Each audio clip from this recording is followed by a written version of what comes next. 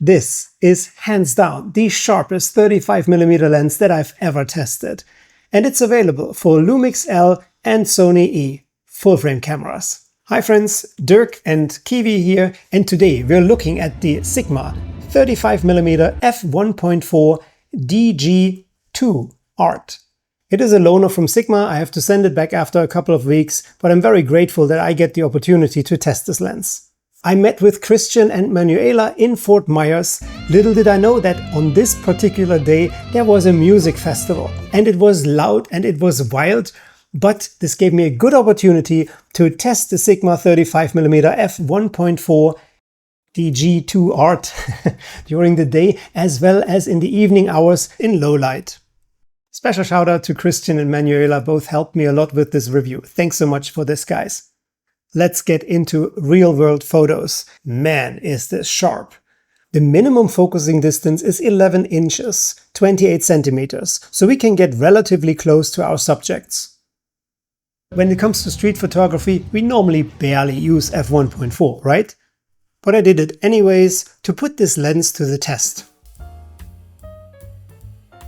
Already wide open at f1.4, we have an extraordinary center sharpness and corner sharpness, and that is crazy. To get rid of the vignetting, we have to stop it down to f2.8. The corner-to-corner image quality that this 35mm lens produces is unreal.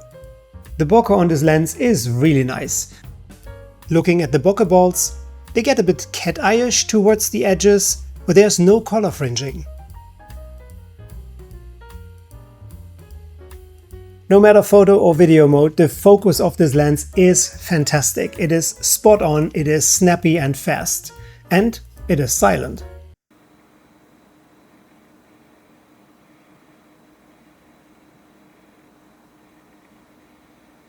It's also great to know that we don't have to deal with focus breathing.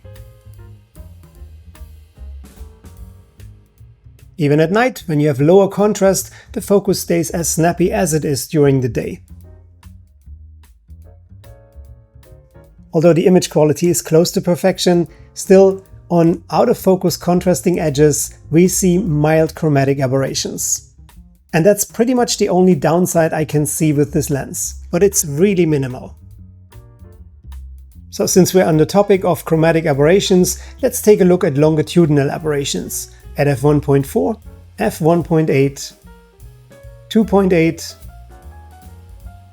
and f4. I also tested this lens for sunstars and flaring at f16.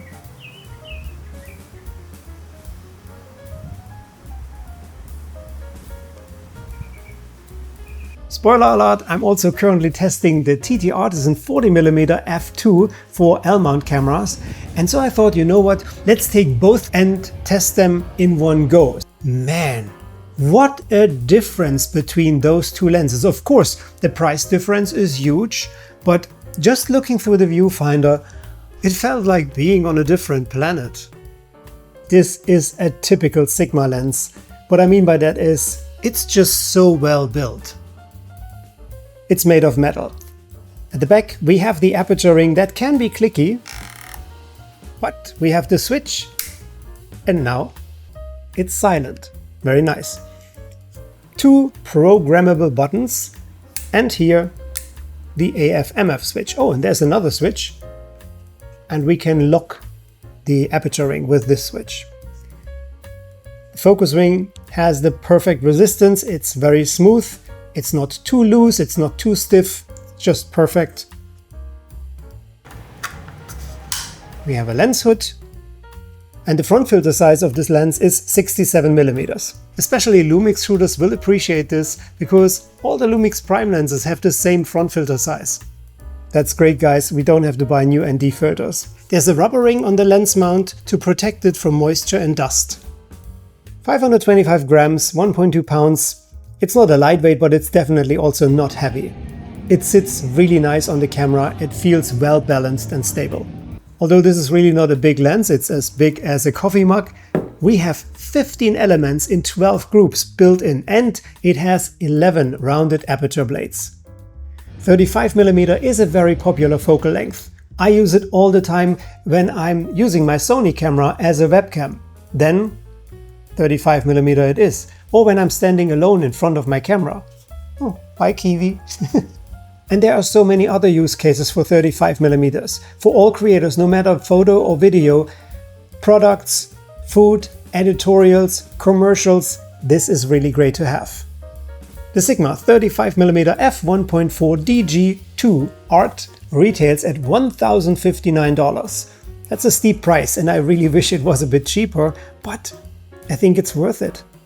I used to own the 35mm f1.4 G Master lens, and yet I have to say that this year the Sigma is hands down the best 35mm lens that I've ever tested.